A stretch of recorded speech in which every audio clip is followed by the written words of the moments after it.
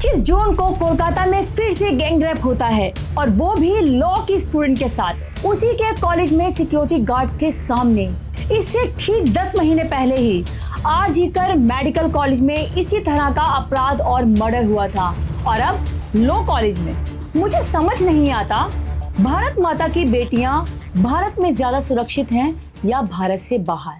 Kolkata college gang rape horror, a big TMC link to the college gang rape horror. The horrific gang rape of a student in a law college in Kolkata, and IND-TV has accessed the victim's complaint. Bengal में rape कांड को लेकर सियासत तेज है। South Kolkata law college में rape के आरोप में पुलिस ने 3 लोगों को गिरफ्तार किया। और आज बात करते हैं एक गंभीर मुद्दे पर, जो कि दिन ब दिन और ज्यादा गंभीर होता जा रहा है। तो चलिए शुरू करते हैं। दुनिया में सबसे ज्यादा धार्मिक जनता और नेता इसी देश में पाए जाते हैं, फिर भी ये दरिंदे कौन हैं और कहां से आते हैं, और ये घिनौना अपराध कब तक देश की बेटियों के साथ होता रहेगा और कब तक देश की बेटियां ये सब सहती रहेंगी?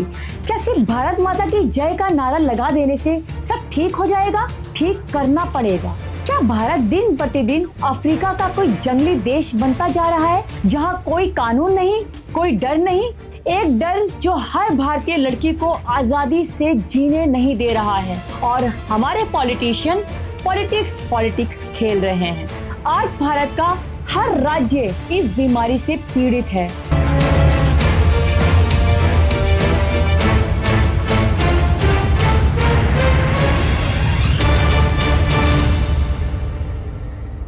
मैं बात कर रही हूँ कोलकाता गैंग रेप के बारे में। पहले आरजीकर मेडिकल कॉलेज था, जहां बेरहमी से रेप करके एक मासूम का कत्ल कर दिया गया, और इसी बार लॉ कॉलेज की 24 साल की स्टूडेंट के साथ गैंग रेप हुआ। पहले बात करते हैं ये अपराध कैसे और कहां हुआ। अकॉर्डिंग टू विक्टिम स्टेटमेंट 25 जून यानी 25 जून को करीब दोपहर 12 बजे एग्जाम का फॉर्म भरने के लिए विक्टिम कॉलेज गई थी। विक्टिम आगे कहती है, फॉर्म भरने के बाद मैं यूनियन रूम में बैठ गई।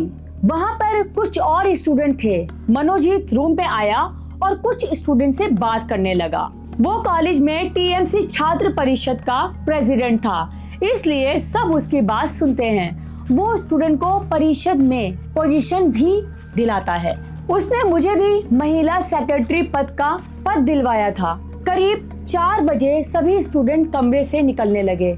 मैं भी जाने के लिए निकली। मैं मेन गेट की ओर जा रही थी, तभी मुझे मेरी जनरल सेक्रेटरी मिल गई। हम यूनियन रूम से बाहर बैठकर बातें करने लगे। मनोजीत फिर वहां आ गया और हमें यूनियन रूम में बुलाया। वो कह रहा था कि उसे परिषद के काम के बारे में बात करनी है। इस बीच परमीत आया और मुझे बाहर बुलाकर ले गया। वो मुझसे मनोजीत और यूनियन के लिए वफादारी साबित करने के लिए कहने लगा। मैंने कहा कि मैं परिषद के काम में पूरी भागीदारी दूंगी। इसके बाद मनोजीत ने मुझे बुलाकर पूछा कि क्या परमीत ने सब समझा दिया। मुझे इनकी बातें समझ में नहीं आ रही थी। इसके बाद मनोजीत मुझसे कहने लगा कि वो मुझे पसंद करता है, हालांकि उसकी गर्लफ्रेंड भी है, लेकिन अब वो मुझसे शादी करना चाहता है। मैंने मनोजीत को बताया कि मेरा बॉयफ्रेंड है और मैं किसी भी हाल में उसे नहीं छोड़ सकती। मैंने मनोजीत को दूर रहने को कहा। इसके बाद हम यूनियन रूम में चले गए। अब करीब शाम के 7:30 बज चुके थे।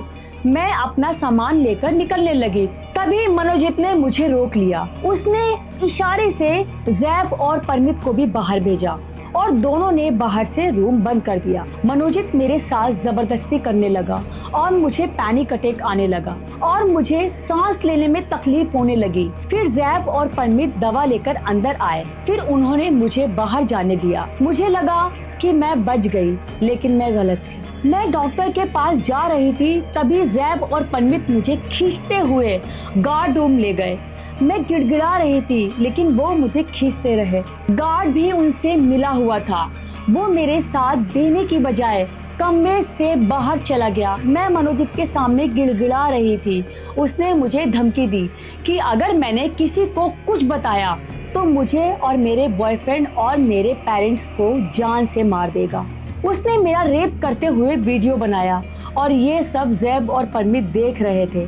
मैंने खुद को छुड़ाने की कोशिश की, तब मनोजीत ने मुझे हॉकी स्टिक से पीटा। मैंने रात को 10:30 बजे करीब कमरे से बाहर निकलते ही अपने पापा को कॉल किया और उनको बुलाया और पूरी बात बताई। मनोजीत का पावर देखकर मैं फिर FIR लिखवाने से डर रही थी, लेकिन अब मैं पीछे नहीं हटूंगी। तो ये थी FIR की कॉपी। अब थोड़ा विस्तार से इस केस को समझते हैं, आखिर पूरी बात क्या है। बात है वेडनेसडे 25 जून 2025 की, जब एक मासूम बच्ची अपने घर से आजाद भारत के खुली हवाओं में एक डेमोक्रेटिक देश के बड़े शहर में बेफिक्र होकर घर से बाहर निकलती है और दोपहर को 12 बजे अपने कॉलेज, जिसका नाम साउथ कलकत्ता लॉ कॉलेज है, वहां पहुंचती है। विक्टिम अपने एग्जामिनेशन से रिलेटेड कुछ फॉर्मेलिटीज पूरी करने के लिए कॉलेज आई थी, मतलब एग्जाम का फॉर्म वगैरह भरने के लिए। इस केस में 3 एक्यूज्ड हैं। भले ही सिर्फ एक ने रेप किया, फिर भी ये केस एक गैंग रेप में दर्ज हुआ है। कैसे, चलिए समझते हैं। सुप्रीम कोर्ट के नए लॉ के अकॉर्डिंग अगर रेप होते हुए कोई देख रहा है और विक्टिम को बचा नहीं रहा, तब जो सजा रेपिस्ट को मिलेगी वही सेम सजा देखने वाले को भी मिलेगी। इसीलिए इस केस को पुलिस ने एज अ गैंग रेप दर्ज किया है और जो सजा मनोजीत को मिलेगी वही जैब और परमित को भी मिलेगी और मिलनी भी चाहिए। वहीं 31 साल के प्राइम एक्यूज मनोजीत मिश्रा तृणमूल कांग्रेस छत्र परिषद के नेता हैं, जिसकी सरकार अभी पावर में है। दूसरा 19 साल का फर्स्ट ईयर स्टूडेंट जैब अहमद और तीसरा 20 साल का सेकेंड ईयर स्टूडेंट प्रमित मुखर्जी उर्फ प्रमित मुखोपाध्याय हैं। अकॉर्डिंग टू विक्टिम, जब विक्टिम कॉलेज के यूनियन रूम में इंतजार कर रही थी, तभी मिश्रा विक्टिम के पास आता है और लड़की के साथ रोमांटिक होने की कोशिश करता है। वो उसे शादी के लिए प्रपोज करता है, लेकिन विक्टिम कहती है उसका बॉयफ्रेंड है और वो उसे नहीं छोड़ सकती क्योंकि वो उससे बहुत प्यार करती है, जिसकी आजादी भारत के हर सिविलियन को है, अगर अभी तक कानून नहीं बदला है तो। ये सुनकर अपराधी मिश्रा इंसान से दरिंदा बन जाता है। वो एक पावरफुल स्टूडेंट यूनियन का नेता तो था ही और साथ में क्रिमिनल लॉयर भी था, तो इस हिसाब से कानून को वो पॉकेट में रखता था। फिर क्या, विक्टिम और उसके बॉयफ्रेंड को मारने की धमकी देने लगा, विक्टिम को और डराने लगा। ये सुनकर कोई भी डर जाता है ऑब्वियसली। आखिर एक गलत पॉलिटिशियन एक खतरनाक गुंडे से भी ज्यादा खतरनाक होता है, क्योंकि कानून उसके हिसाब से काम करने लगती है। यही तो हमारा भ्रष्ट सिस्टम है। विक्टिम डर जाती है और रोते हुए मनोजीत से कहती है कि मुझे जाने दो, मेरे साथ कुछ गलत मत करो, मैंने तुम्हारा क्या बिगाड़ा है, मैं एक लॉ स्टूडेंट हूँ, मेरे पास बॉयफ्रेंड है, पेरेंट्स हैं और मैं उनसे बहुत प्यार करती हूँ। लेकिन इस दरिंदे ने पावर के नशे में चूर होकर खुद को दरिंदा बना लिया था और इस मासूम की एक भी बात नहीं सुनी।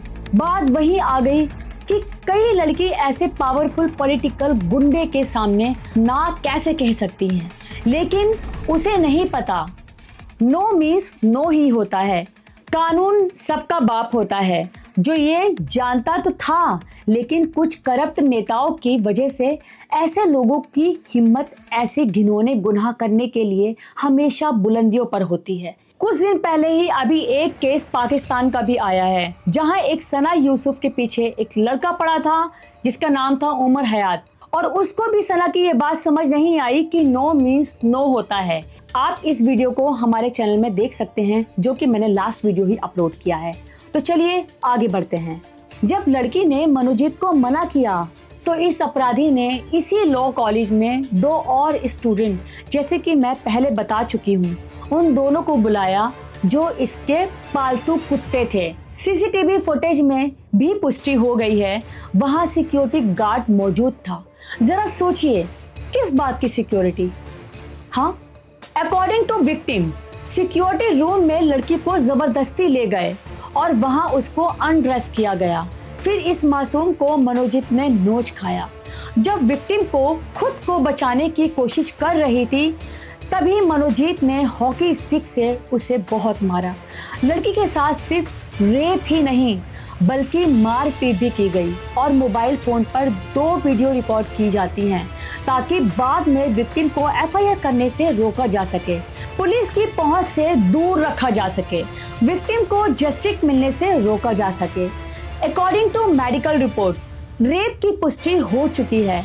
लड़की के बॉडी पर काटने के भी निशान मिले हैं और विक्टिम को हॉकी स्टिक से भी मारा गया है। दरिंदगी की हर सीमा पार कर दी गई, वो भी लॉ कॉलेज में।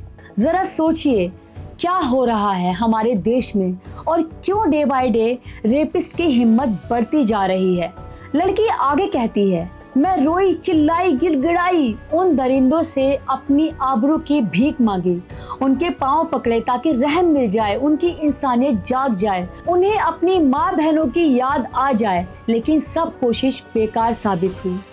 विक्टिम ने पुलिस को बताया कि जब दरिंदा मनोजीत मिश्रा जबरदस्ती उसके साथ रेप कर रहा था, तब वहीं जैब अहमद और प्रमित खड़े थे और मेरा रेप होते हुए देख रहे थे।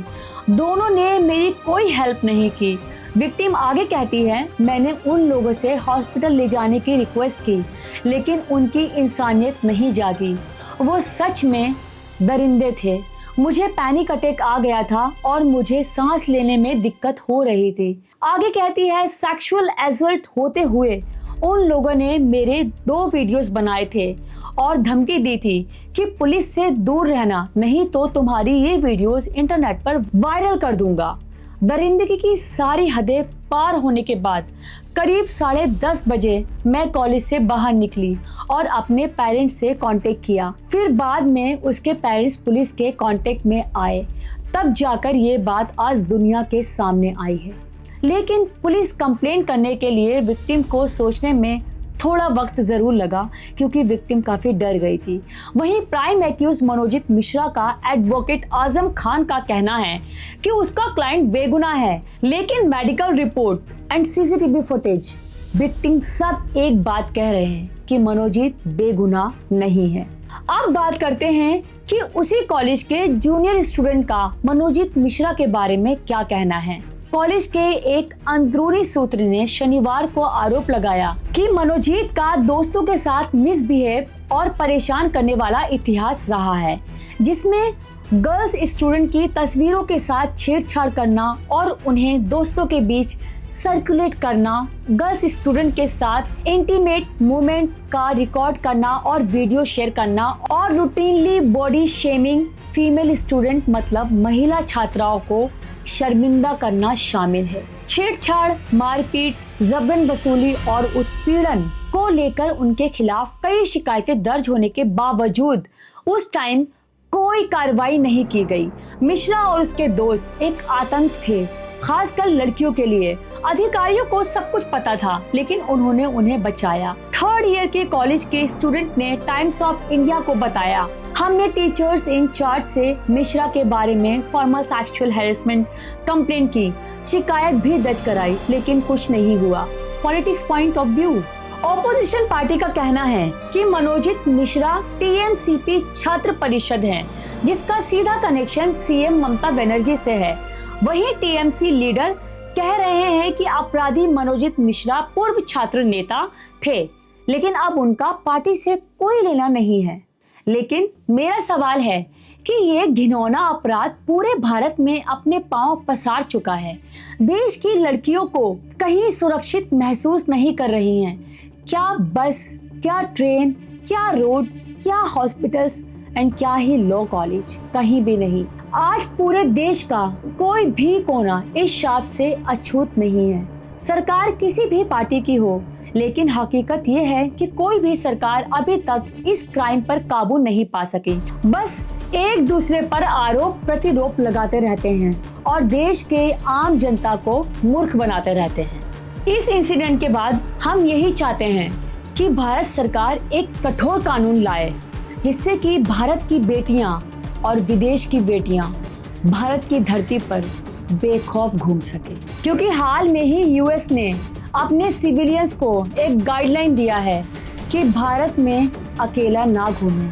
समझ रहे हैं भारत की रेपुटेशन कहाँ जा रही है? ये एक गंभीर मुद्दा है और इस पर हल्के कदमों से हरगिज काम नहीं किया जा सकता। इसी के साथ दोस्तों मिलते हैं नेक्स्ट वीडियो में। जय हिंद।